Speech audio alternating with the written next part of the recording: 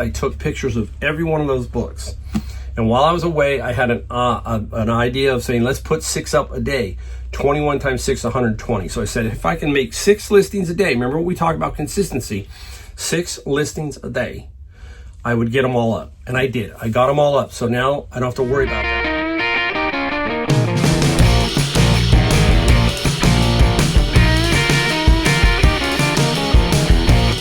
Hey everybody, welcome back. Mike, Golden State Picker. Wow, I'm finally back from North Carolina. Been back there for 3 weeks, and I've got the stuff to show you that I sold. We'll talk about the title of this video in a second.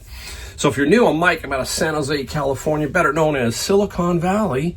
And I also have a home back on the East Coast in North Carolina, not too far from Jacksonville, Camp Lejeune, about 20-25 minutes from the beach.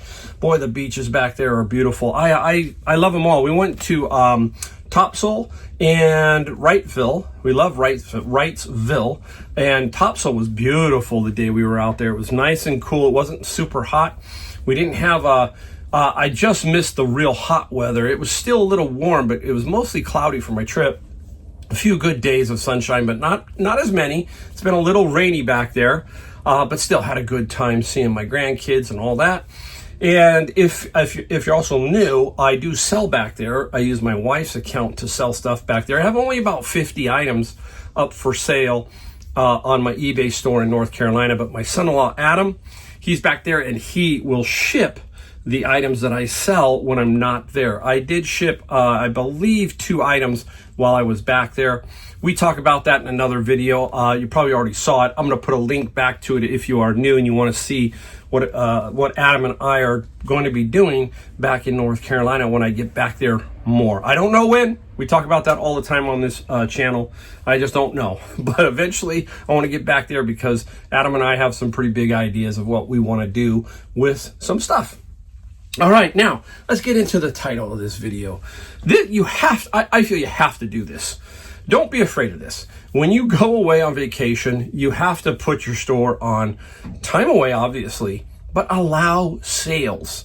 You can do it up to 15 days, okay? Now, I was gone 3 weeks, so I had to basically, I don't fudge my handling time. And what I mean by that is my handling time is 4 days. That's what I use. Some people are going to go, that's a long time. I've been doing it for about 2 years now, and it works fine for me. It gives me a lot of flexibility on the way I want to ship my items. Everybody's different. I do not do that one day and try and get some fees. You know, that I just don't. I won't want that pressure. I want to, if I can't find something, I want to have a couple days to find it, all that kind of stuff. Now, when you put your store on time away, it also adds your handling. So I try to time my time away. And by that, I mean, I want to put it so that the 4 days gives me like a weekend so that I can get all this stuff out. That's what I'm doing. So my issue was I was gone too far beyond the 15 days. So I had to wait a few days. So I actually had to shut my store down for 5 or 6 days.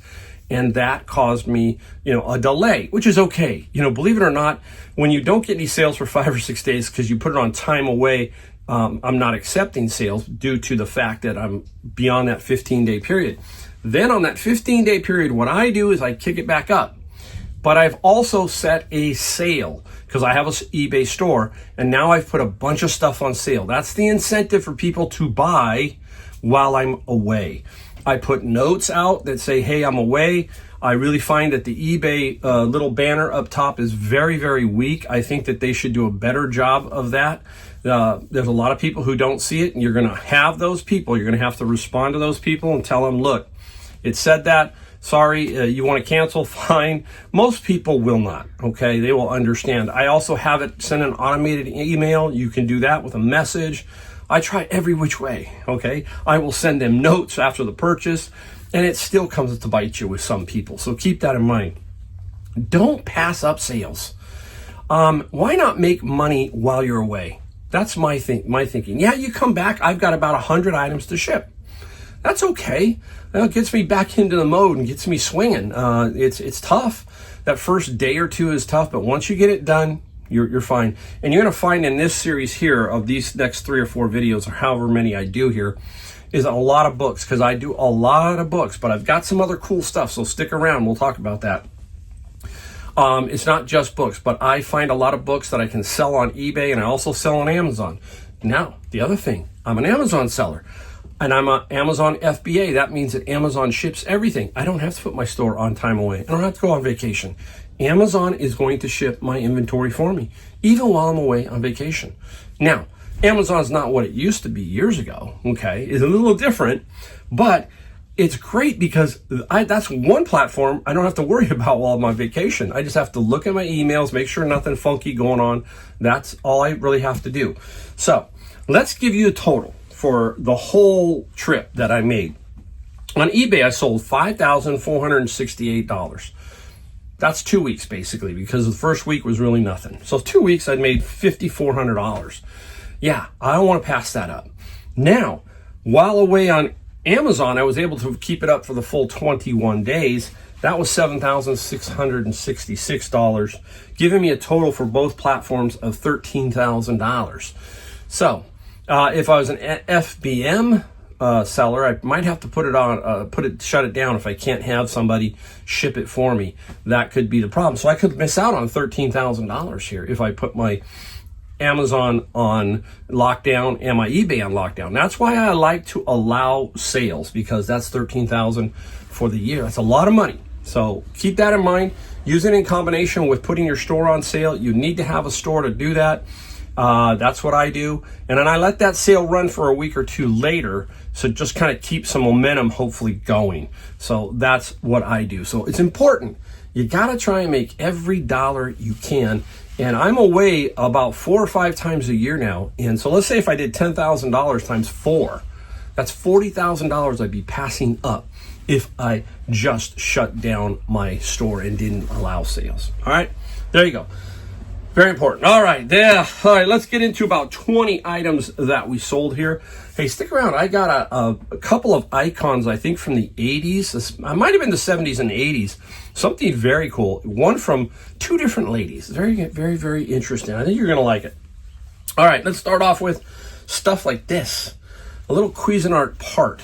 Now, I got a 6-pack of blades, and somebody said, hey, Mike, I think some of those are what they called recalled, so you can't sell them. There are certain ones with Cuisinart, so you got to be very careful. I'm not sure which ones they are off the top of my head, but this one, the blade sold, and this also sold. This sold right here. This little part sold for $20 basically. The Cuisinart was $20 plus free shipping.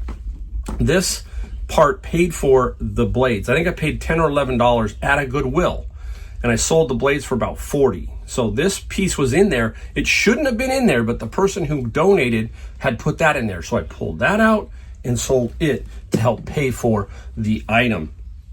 All right, let's get into a couple of books real quick. Right now, the other thing is with textbooks right now, the season is really starting to kick up. So you're starting to see more textbooks. If you have textbooks, they're going to start to sell.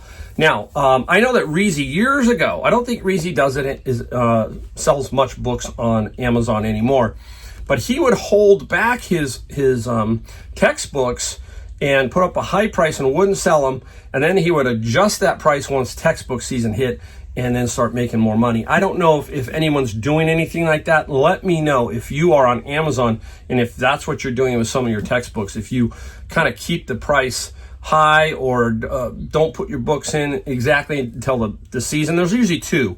I think one is August, September, and then December, January. You got 2 big seasons for textbooks. And this one is Readings for Diversity and Social Justice. I'm either blocked or the price doesn't match the way I want to put it on Amazon. If Amazon takes about 60% of your total. eBay takes about 30%. So keep that in mind. Okay, so social justice is, what do we get? Social justice 30 plus free on the shipping on that one. We'll put that down there. Now, a gentleman, this is a repeat buyer. When you start to sell books, there are going to be people who, if you're blocked on Amazon, that they might come over and try and snipe some of your books to flip onto Amazon because they're not blocked. And this is Basics of Group Counseling. There were 2 of these. I have 2. And this person, it says repeat buyer, and you can tell by the name of their title if they're a book, or the amount of feedback. If they have like 20,000 feedback and you go in and click, you start seeing books, and they're flipping books. So yeah, sometimes I'm blocked. Doesn't matter to me. I've done many videos on that. 2 books sold for $60 plus the 7 and 7, so about $12 on shipping for 2 of those books. So you can see it, textbook season. Don't forget Bibles. We got 2 in here. I'm going to show you another one that sold for good money. And this one here is the Lutheran Study Bible. Very interesting Lutheran Study Bible. And it got 27 plus free on the shipping side. Now, another thing about the way I'm doing things, I'm selling books. Books are easy to ship. I mean, I just put them in a poly mailer with 2 pieces of cardboard, tightened up with some tape, and that's pretty much what I do. I don't try to find boxes for my my books. I can find plenty of cardboard boxes, and I find them, and then I just cut shapes and have stacks of these cardboard pieces, put the book in between, tape, and into a poly bag. That's how I do it. So they're really easy to ship. They're not too difficult.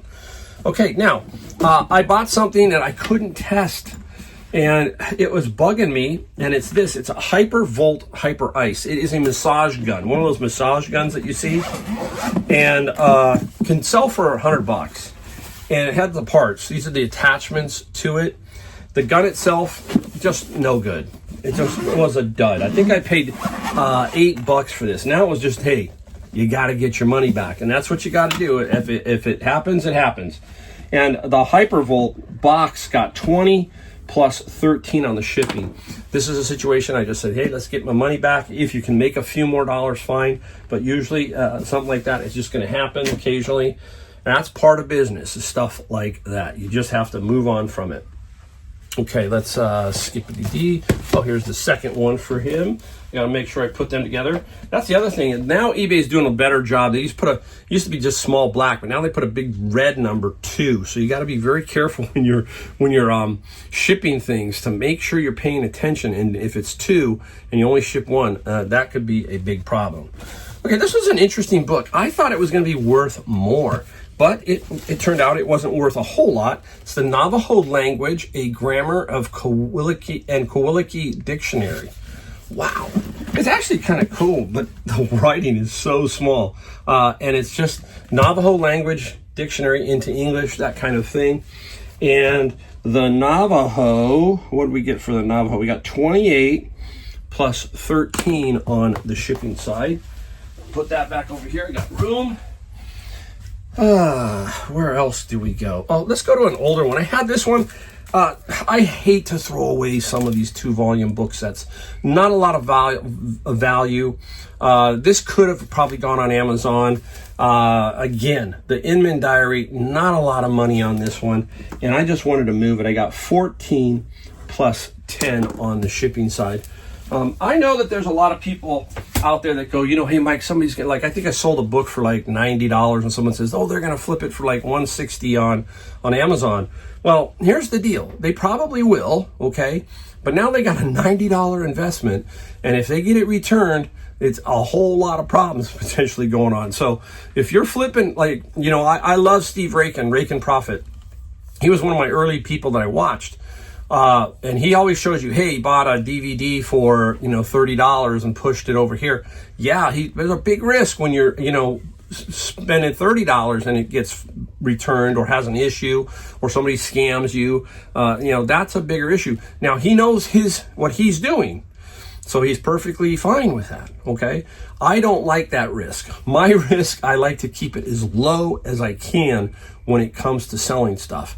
My friend Brian always says, hey, you got $1 into it, and if it's $26 and it blows up, you're really only $1 and there's some shipping. It's not going to crush you. Or maybe you can cut a deal to whatever. Okay, so that's what I mean. Lower risk is what I'm looking for. Occasionally I buy up, but I like to buy up in lots. That's where you see me spend the bigger money. Occasionally I do buy a little bit high, because I know it's pretty solid. Okay, so keep that in mind. Okay, let's go into, people say, hey, you can never find anything at Goodwill. Yeah, I got this at Goodwill, and this is a Bachman train. The box is pretty rough. The train, it's some kind of special edition. You can see it right there. Really kind of a nice little set. I thought it would sell faster, and it just didn't. So I put it on sale, and all of these you'll see these are all on sale. And the Bachman got 68 plus 13, but I paid $8.48 at Goodwill. I remember that like it was yesterday. So keep that in mind. Don't be afraid of going into Goodwill. There's an old saying, you just got to go in, right? And if you go in, you got a chance. If you don't go in, you got zero chance. Okay, so keep that thought. All right, I got this one here. This is Becker. I thought that this would be pretty good on Amazon, and not that great on Amazon. So I said, you know what? This is a case of fees versus fees. Amazon fees versus eBay fees. Where am I going to win? I'm going to win better on eBay. So this one sold right away. Becker. And Becker got 24 plus free shipping. Came out of my bin of books. So that was a nice one. Let's see. We're going to talk about this one yet. Let's talk about, I think this is signed. Limited first edition City of Refuge. Starhawk. And I thought it was signed. I'm not positive. Let me see. I'm just looking. I don't want to fish around for it too much. I think it was, but I could be wrong. It's just Starhawk first edition. And very interesting book. And the Starhawk we got... Where's Starhawk? Come on, Mike. Find it. I can't believe I can't find it. I think it was $50, so it was about $50. City of Refuge, there it is. City of Refuge, 53 plus 8 on the shipping side for that book. Let's go over to today, sticking with, how about let's switch to music. Don't forget, I got a message from somebody that said, hey, I'm looking for sheet music and stuff, classical. If you get some, let me know. And here is a guitar chord system structure and application, 2-volume set by Leon White, okay? And this came out of a bin of book, obviously. And we got 22 plus 8 on this little 2-book set. This is why books can be so good. You can find a lot of this stuff for 50 cents, $1, especially religious stuff, pretty reasonable at garage sales and estate sales. So keep your eye out for that. Out of my bin of books, this just did not have any comps at all really on Amazon that I could see. And it's a little 20 disc set of storybook tales. And this got 25 plus free on eBay is where I sold that one. All right, for my friend Marla out there. Marla, I know you're out there. Marla's a big Easton, and she's very good at it. And that's what I'm talking about when we talk about networking with people, right? You know people who are good in an area. Now you want to pick their brain because they're going to tell you, hey, this is what you look out for. And Marla helped me a lot with Easton books. This one here is, let's flip it around, is Glory Season by David Brin. And this says signed first edition. You think, oh, I'm going to score big. Not necessarily. Some of them are really valuable. Some of them are not. This Easton got 30 plus 9 on the shipping side. So a nice little find on that one. Okay, get into The Wizard of Oz. There are a lot of books on The Wizard of Oz and other things like that. This is the Salt Sorcerer of Oz, but this is not, I don't think this is, yes, this is just a take on it, I guess. Very strange. And I think, is this one signed? Oh my gosh, I can't remember. Yes, this one is signed right there. You gotta be careful with signatures, especially with The Wheel of Time by Robert Jordan. I think it's 14 and 15 volume book set, but he passed away before that was done. And Sanderson went in and did that, and they auto-penned the last couple of books. We hear a lot about the auto pen, right? The auto pen is also there in books. So it looks like it's signed by Robert Jordan, but then you find out, how could he sign it? He's dead. So keep your eye out for that. So The Salt Sorcerer of Oz, just a different book. And we got 58 plus 9 on the shipping for that one. Put that one there. All right, now, just before I left, I got a huge bin of role-playing game, core rule books, that kind of stuff. A lot of them, over $100 and something. Now, this is what I did while I was away. I couldn't get all these up, so before I left, I took pictures of every one of those books. And while I was away, I had an idea of saying, let's put 6 up a day. 21 times 6, 120. So I said, if I can make 6 listings a day, remember what we talked about consistency, 6 listings a day, I would get them all up. And I did. I got them all up. So now I don't have to worry about that when I come home, when I came home. So here you go. Coyote and Crow. Now, a lot of them are not worth a lot of money. Some of them don't even have comps of solds. So what do? We have to try to figure a way to get them to sell. So that's price. That's the best you can do. So this is a nice looking book, Coyote and Crow. And I added up what I sold while I was away on these role-playing games. And I sold over $650 worth of these books while I was away. So very, very nice. So Coyote Crow got 35 plus free on the shipping for that one. Here's another one. Genesis, the role-playing game for all settings. Interesting. And Genesis got, get this, 75 plus free on the shipping side. So we will definitely take that. All right, we're going to show you the 2 ladies last. Not next, but we're going to show them last. Let's show you this one. I've had this around for a while. This is APA Pro Football. These are some cards for the game. Took me a long time to sell these because I didn't know what year they were. I'm not big on these older ones with different types of cards. Very tricky. Got 56 plus 18 on this football card game. Hey, this came out of my friend's locker. If you've been around a while, you know about my friend's locker. I paid $2,800 for it. Over $19,000 in gross sales from that locker, and still have some stuff like these games that are selling. Super nice little sale there. All right, now, remember, we just showed you a Bible earlier.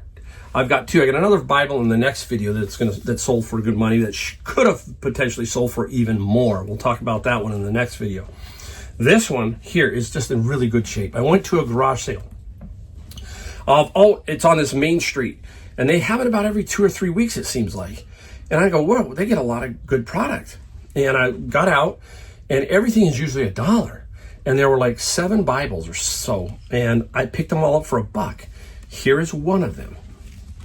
Look at it, beautiful. It is a Thompson Chain Reference Bible, King James Version, super nice. There, look at, I mean, it's like $1, okay, $1. And this Bible sold for, what did we get it for? $128 plus 10 for shipping. Bibles, okay? I mean, there's a lot of really cool ones. And for $1, I couldn't believe I got it for $1. It's like it's brand new, okay? So very, very sweet. Don't forget that category. All right, now, did a citywide garage sale.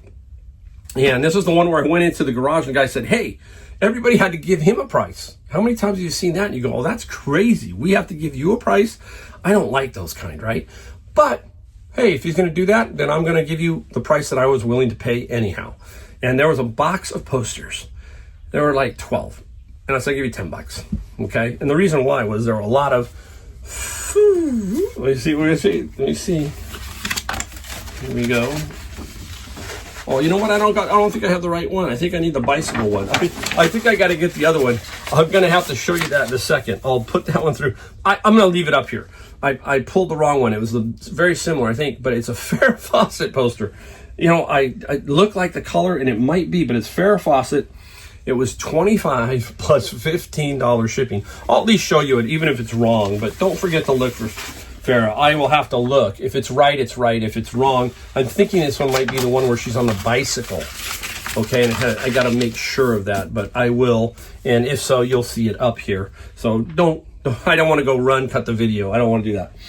All right, so we got 25 plus 15 on that one. Now, I got a message on this one, and the gentleman wanted to know if I was going to ship this in the small triangular tubes that the USPS has. Now, the Postal Service has gotten rid of their longer tube, and they only have the real short tube.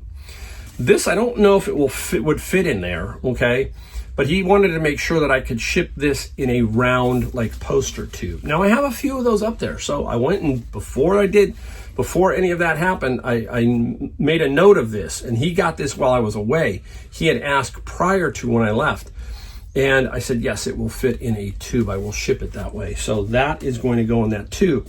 Who is she? I know this one's right because they only have one of her. Heather Thompson, right? Heather Thomas, famous poster of Heather Thomas. And Heather Thomas got 43 plus 15. So I got 43, 25, what was that, 68? 60, 43, yeah, 60, $68. I paid 10.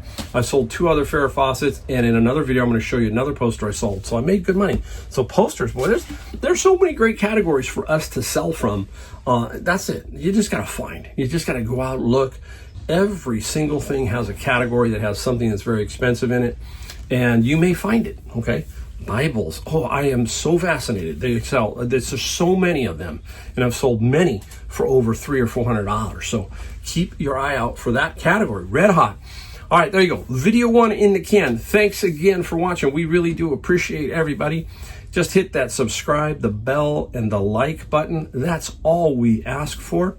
We don't try to sell you anything else. We try to give you some inspiration, something to look at, and say, hey, he's selling that. I want to look in that category. All right, thanks, and I'll see you in my next video.